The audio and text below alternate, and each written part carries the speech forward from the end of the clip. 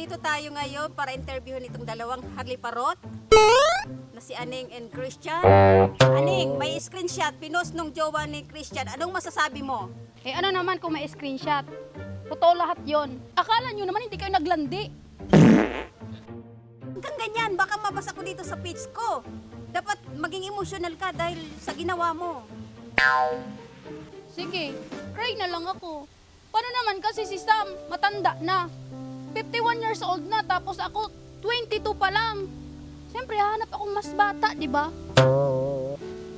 Cry na lang ako.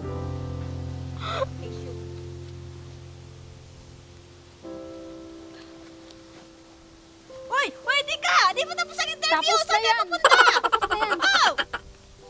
So mga kaibigan, nandito rin tayo para interviewin si Sam, ang ex ni Aning na iniwan dahil matanda na daw. So Sam, ano masasabi mo sa sinabi ni Aning na matanda ka na at Diyos yung sayo?